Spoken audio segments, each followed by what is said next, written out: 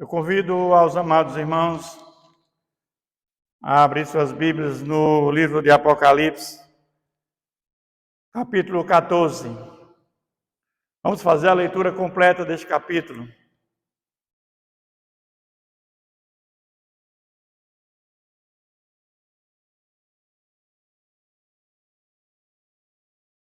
Olhei e eis o Cordeiro em pé sobre o monte Sião, e com ele 144.000, tendo na fronte escrito o seu nome, o nome do seu Pai.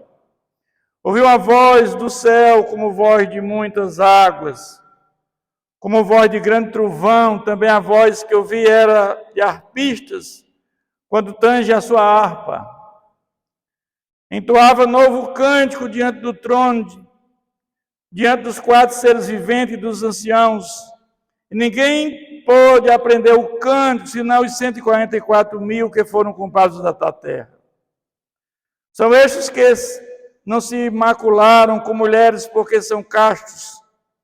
São eles os seguidores do Cordeiro, por onde quer que vá. São os que foram redimidos dentre os homens, primícias para Deus e para o Cordeiro. E não achou mentira na sua boca, não tem mácula. Vi outro anjo voando pelo meio do céu, tendo um evangelho eterno para pregar aos que se assentam sobre a terra, e cada nação, e tribo, e língua, e povo, dizendo em grande voz: temei a Deus e dai-lhe glória, pois é chegada a hora do seu juízo. E adorai aquele que fez o céu, e a terra, e o mar, e as fontes das águas. Seguiu-se outro anjo, segundo dizendo: caiu a grande Babilônia, que tem dado a beber a todas as nações do vinho da fúria da sua prostituição. Seguiu-se a este outro anjo, terceiro, dizendo em grande voz: se alguém adora a besta e a sua imagem, recebe a sua marca na fronte, ou sobre a mão, também este beberá do vinho da cólera de Deus, preparado sem mistura, do cálice da sua ira. Será atormentado com fogo e enxofre diante dos santos anjos na presença do Cordeiro. A fumaça do seu tormento sobe pelos séculos dos séculos e não tem descanso algum, nem de dia nem de noite, os adoradores da besta e da sua imagem. Quem quer que receba a marca do seu nome. Aqui está a perseverança dos santos, o que guarda os mandamentos de Deus e a fé em Jesus. Então vi outra voz do céu dizendo: escreve, bem-aventurados os mortos, que desde agora morrem no Senhor. Sim, diz o Espírito, para que descanse das suas fadigas, pois as suas obras os acompanham. Olhei e eis uma nuvem branca. Sentado sobre a nuvem, um semelhante filho do homem, tendo na cabeça uma coroa de ouro e na mão uma foice afiada. Outro anjo saiu do santuário gritando em grande voz para aquele que se achava sentado sobre a nuvem: toma a tua foice e ceifa, pois chegou a hora de ceifar, visto que a seara da terra já amadureceu. E aquele que estava sentado sobre a nuvem passou a sua foice sobre a terra, e a terra foi ceifada. Então saiu do santuário que se encontra no céu outro anjo, tendo ele mesmo também uma foice afiada. Saiu ainda do altar outro anjo, aquele que tem autoridade sobre o fogo, e falou em grande voz ao que tinha a foice afiada, dizendo: toma a tua foice afiada e ajunta os cachos da videira da terra, porquanto as suas uvas estão amadurecidas. Então o anjo passou a sua foice na terra e vidimou a videira da terra, e lançou no grande lagar na cólera de Deus. E o lagar foi pisado fora da cidade. Correu sangue do lagar até os freios dos cavalos, numa extensão de 1.600 estádios.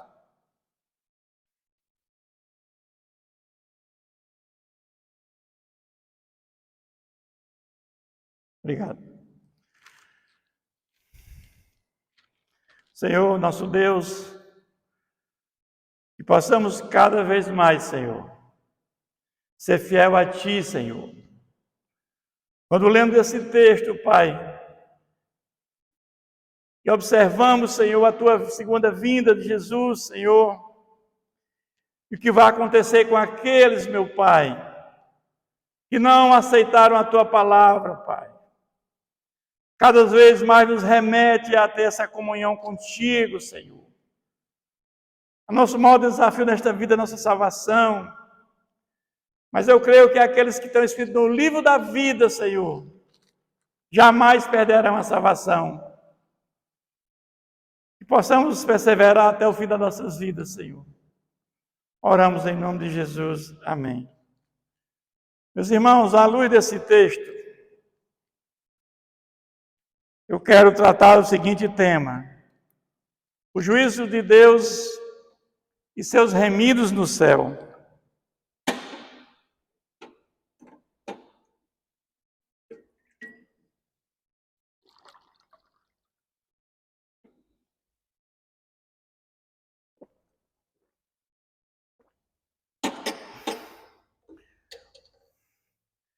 Apocalipse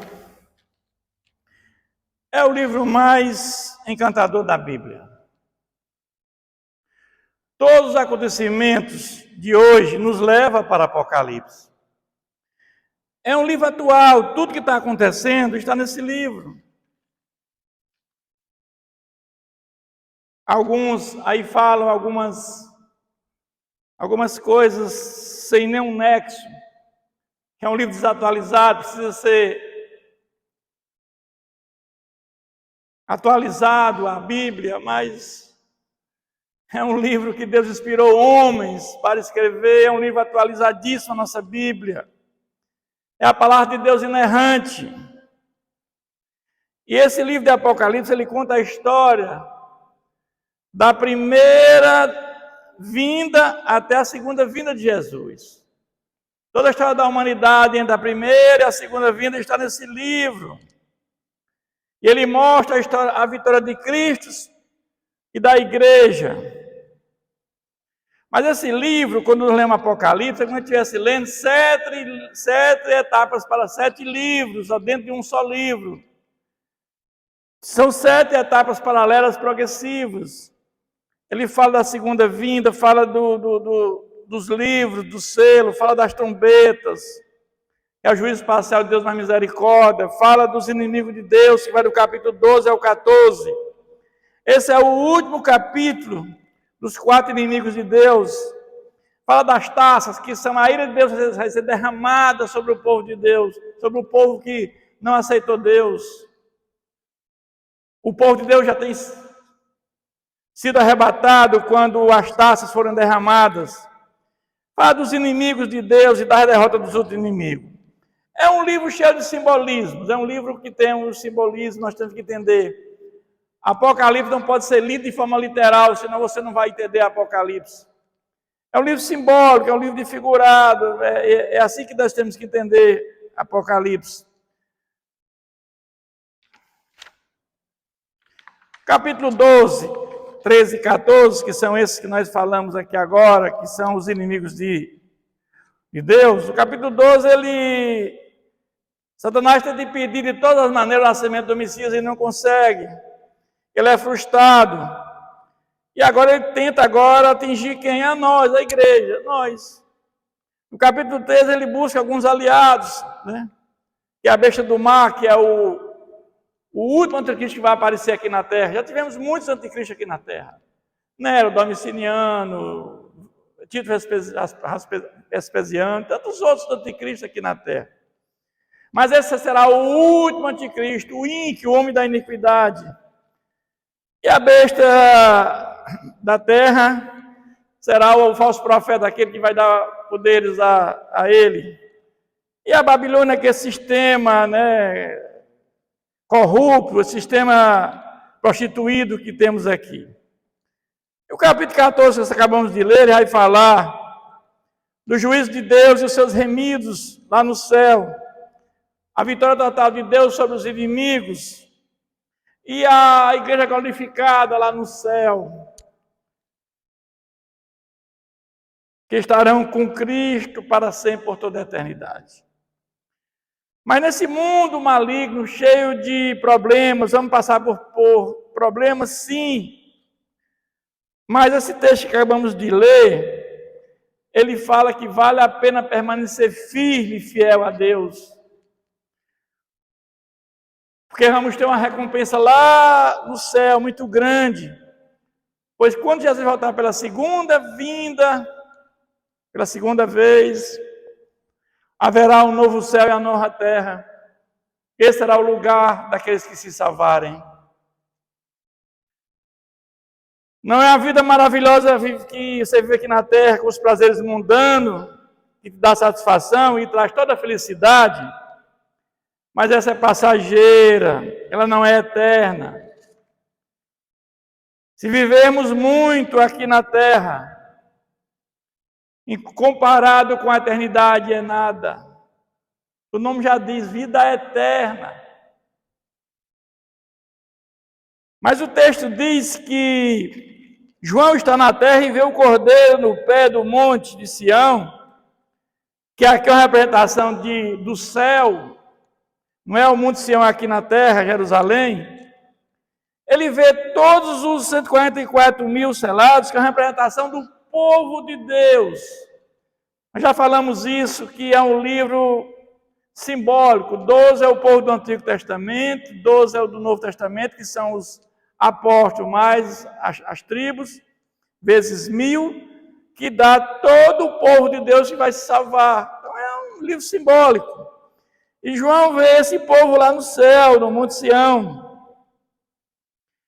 E escrito na fonte o seu nome, ou seja, a igreja glorificada, somente os salvos podem estar lá nesse local. E ele diz aqui no versículo 3, entoaram um novo cântico diante do trono.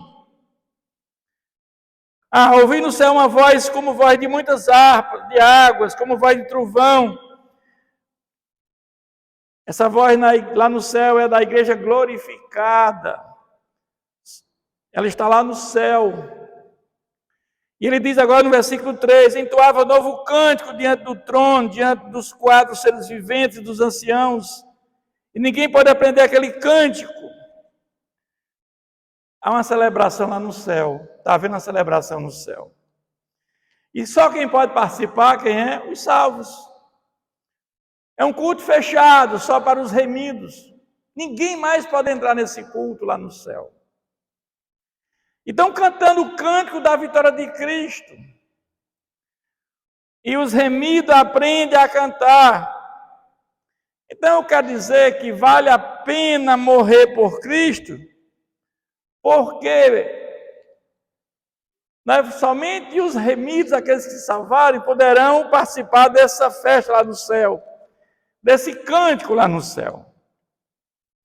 E ele diz, são estes os que se macularam com mulher, que não se macularam porque são castos, são seguidores do Cordeiro, por onde quer que vá, e não foram redimidos dentre os homens, primícias de Deus para o Cordeiro.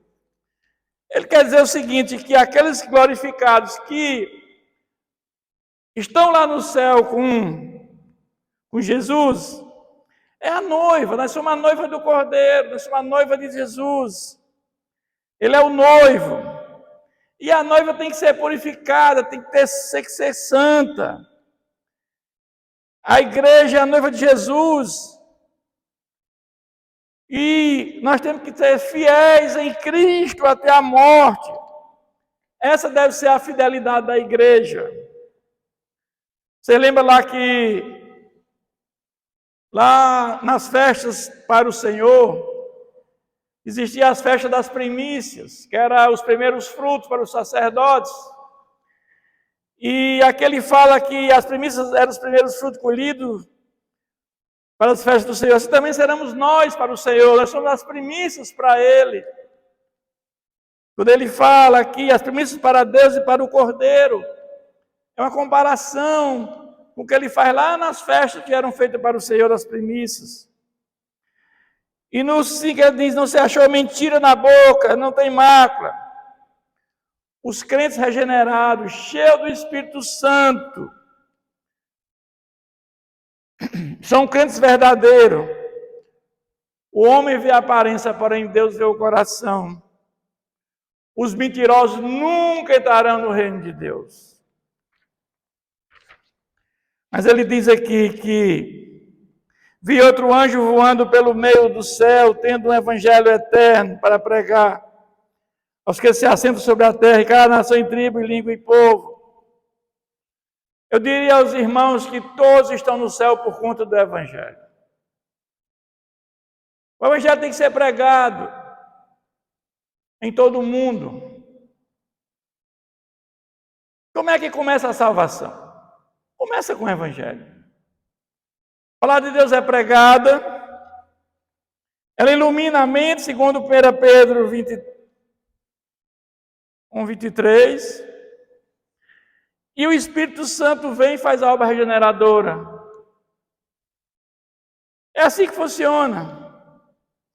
Antigamente Deus falava diretamente com as pessoas, mas Deus inspirou homens, através do Espírito Santo, em sonhos e visões, para escrever essa palavra que é inerrante. Hoje encontramos e escutamos a voz de Deus através da sua palavra. Quando lemos a Bíblia, nós estamos escutando a voz de Deus. Naquela época, Deus falava diretamente com as pessoas. A palavra de Deus abre o caminho para o Espírito Santo fazer a obra regeneradora. E depois que a pessoa recebe o Espírito Santo, ela agora tem a capacidade de se arrepender e ter fé, porque ela estava morta espiritualmente, ela foi vivificada pelo Espírito Santo. Mas o versículo 7 diz que, dizendo em grande voz, temei a Deus e dei glória, pois é chegada a hora do juízo. Adorar aquele que fez o céu e a terra, uma maior fonte de água. O evangelho que tem que ser pregado como Jesus nos comissionou, quem não faz isso está pecando, sabia? Porque Jesus, ele mandou fazer o ID, ele nos comissionou, ele obriga a pregar o evangelho. A igreja somos nós, pessoas. Isso aqui é um templo, não é igreja. Isso aqui é uma casa para que a igreja se reúna. Muitos confundem. Igreja é como fosse a parte física. Não, a igreja somos nós. Quem criou a igreja foi Jesus. Eu sozinho não sou igreja, mas eu com outra pessoa, com a minha esposa, já somos uma igreja. Onde tiver 2 ou mais reunidos, eu estarei no meio deles. Essa é a igreja. Aqueles que recebem, aqueles que rejeitam a palavra de Deus receberão o juízo de Deus. Mas eu quero dizer que os ímpios precisam ouvir a palavra de Deus para que tenham a oportunidade de se arrepender também, como todos. Versículo 8, ele diz, caiu a grande Babilônia. Quando o dragão não conseguiu executar o seu plano, que era deixar que o menino nascesse, e Jesus morre na cruz ele também é derrotado, porque Jesus venceu o pecado e a morte. E naquele momento, Satanás, ele perdeu os poderes que ele tinha, ele está aprisionado hoje. Ele só vai até onde Deus permite. Ele está com o tempo dele limitado, já está determinado. Na segunda vinda de Jesus, ele será lançado no lago de fogo. Ele sabe que pouco tempo lhe resta. Então ele pede a ajuda da besta do mar, que é o anticristo apocalíptico, poder militar e político, e da besta da terra, que é o falso profeta, que é o poder religioso. E a Babilônia, que é esse sistema imoral, depravado, mundano, vaidade, embriaguez, que vai se unir às duas bestas para seduzir e perseguir a igreja. Mas a igreja vai vencer pelo sangue de Jesus. Quando o homem caiu e usou a serpente para enganar Eva, naquela época, ele ainda tinha acesso ao céu. Somente ele foi banido do céu e um terço dos anjos, somente quando Jesus morreu, e ascensão aos céus, foi que ele foi definitivamente banido do céu. Até lá ele ainda tinha acesso. Mas a palavra de Deus diz que foi pelo sangue de Jesus que ele foi banido lá do céu. E ele está na terra, e houve uma festa no céu muito grande. E diz, ai da terra, porque ele está aqui entre nós.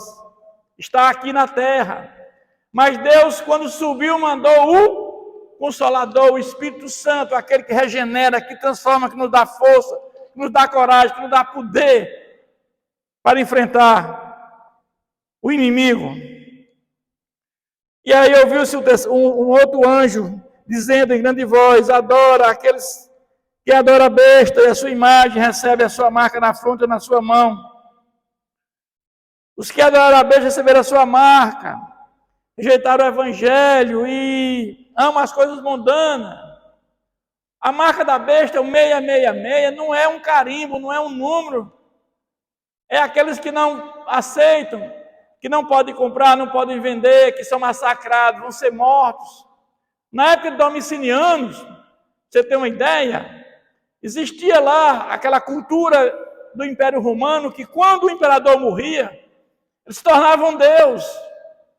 Mas Domiciano quis ser Deus ainda vivo, chamado trono de Satanás. E aqueles que naquela época de Domiciano, que rejeitaram Domiciano, foram massacrados. O exemplo é João, que era pastor de Éfeso. Quando Domiciano era o imperador, por conta da palavra de Deus, ele foi o quê? Ele foi exilado na ilha de Patmos, por conta do evangelho. Mas no versículo 10 diz também, este beberá do vinho da cola de Deus preparado sem mistura. Caso sem mistura, é o juízo completo de Deus, sem misericórdia, derramado na terra inteira e no inferno. Quando você fala de trombetas, você fala de juízo parcial de Deus mais misericórdia. Aqui não, aqui já é a ira de Deus sendo derramada, nesse versículo 10. É a cola de Deus preparada sem mistura, não há misericórdia. E serão atormentados dia e noite, mas nenhuma chance de salvação. Não há mais nenhuma chance. A ira de Deus já está sendo derramada. A igreja de Jesus, a igreja dos salvos já foram arrebatadas nesse momento. Passaram pela grande tribulação. Mas aqueles que estavam com o nome escrito no livro da vida, eles não subjugaram-se a essa besta. O inferno é real. Jesus falou sobre ele várias vezes.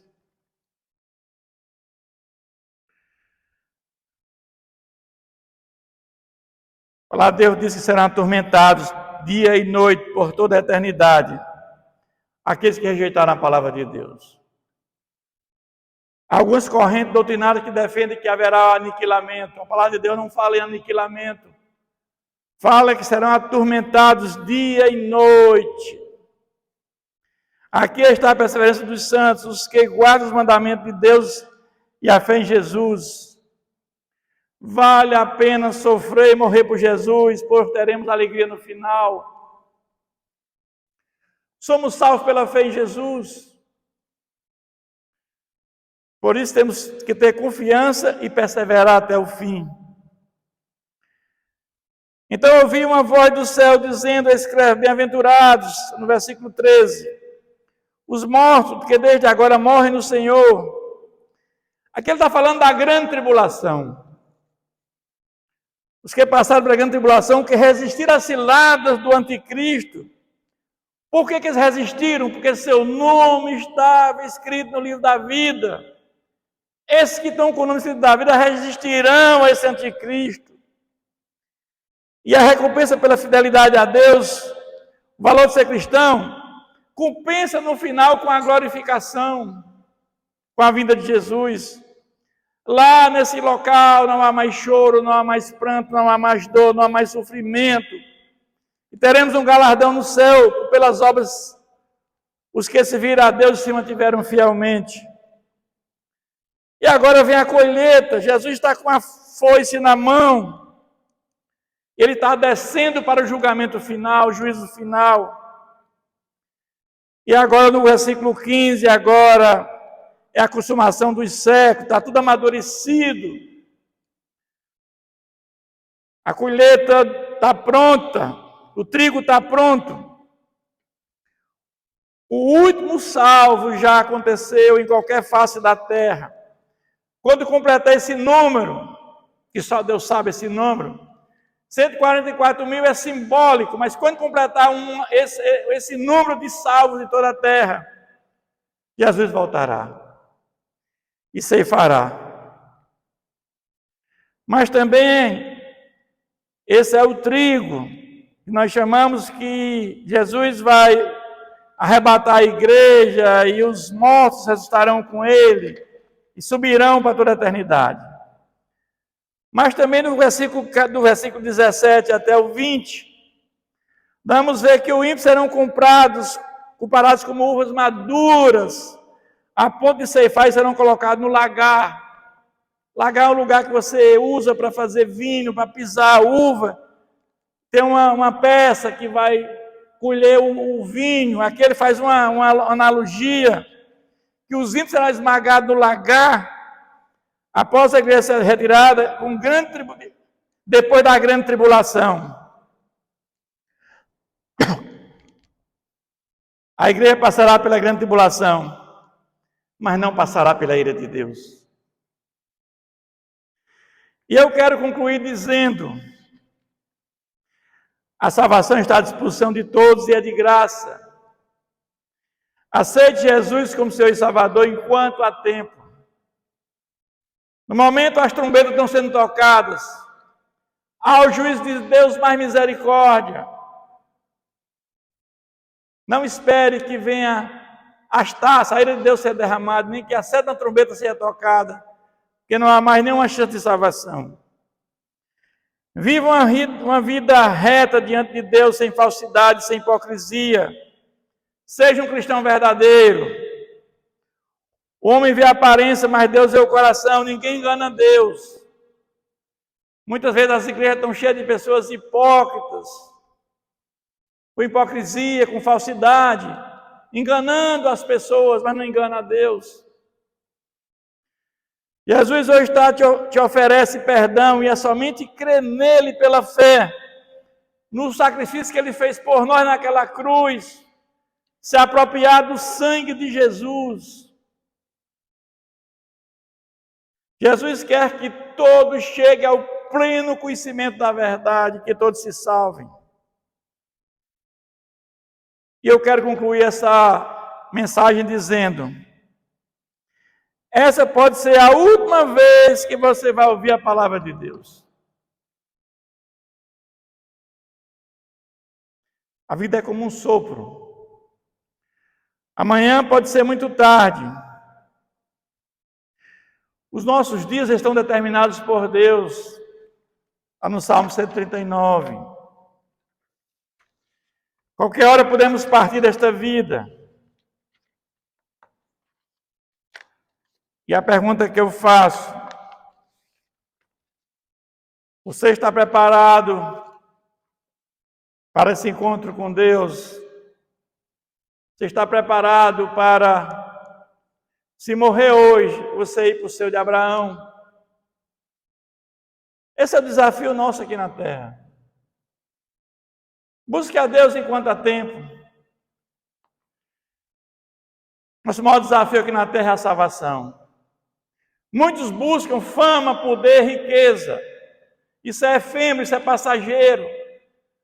Quando morremos não levamos nada, somente a alma, somente a alma. Tudo vai ficar. Mas quantos dedicam o seu tempo a Deus? Muito pouco. Quantos dedicam o seu recurso à obra do Senhor? Muito pouco. A minha oração é que você possa entender essa mensagem.